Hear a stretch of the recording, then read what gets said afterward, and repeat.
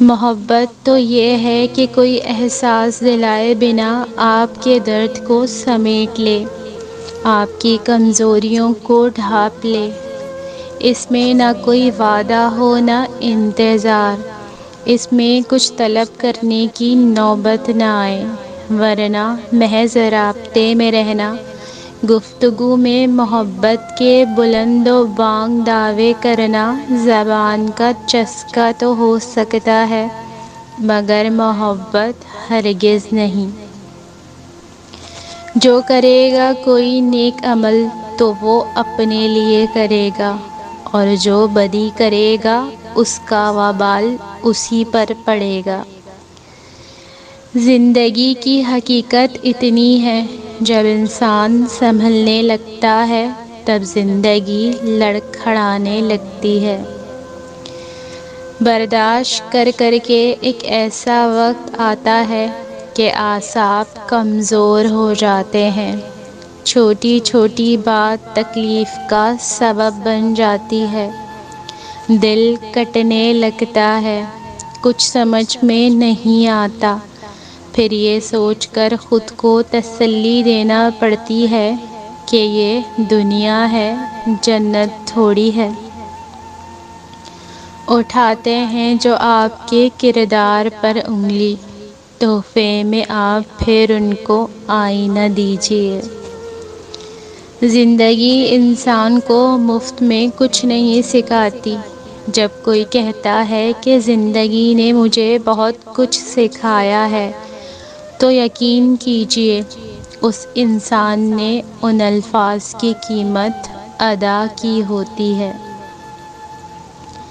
جنت میں فاطمہ رضی اللہ تعالیٰ عنہا کی کنیزیں جہاں رہیں، یا رب میری دعا ہے میری ماں بھی وہاں رہے۔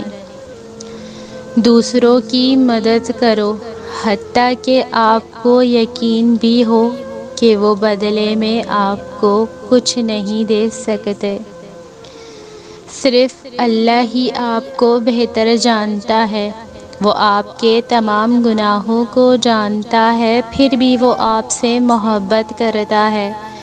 وہ آپ کو بار بار اپنے آپ کو بدلنے کا موقع فراہم کرتا ہے۔ وہ آپ کو ہمیشہ معاف کرتا ہے۔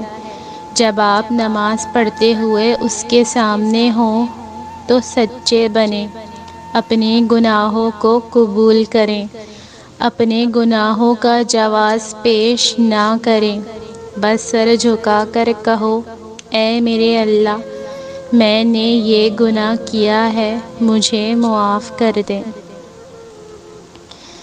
مجھے برداشت کی نصیحت نہ کیجیے بلکہ میری جگہ آئیے اور برداشت کیجیے۔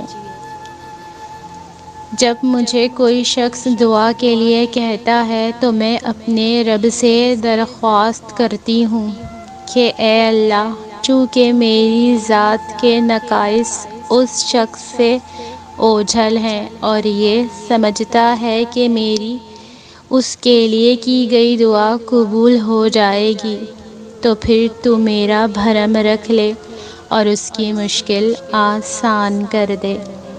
آمین ثم آمین۔ یقین نہ آئے تو ایک بار پوچھ کر دیکھ لو، جو ہنس رہا ہے وہ زخم سے چور نکلے گا۔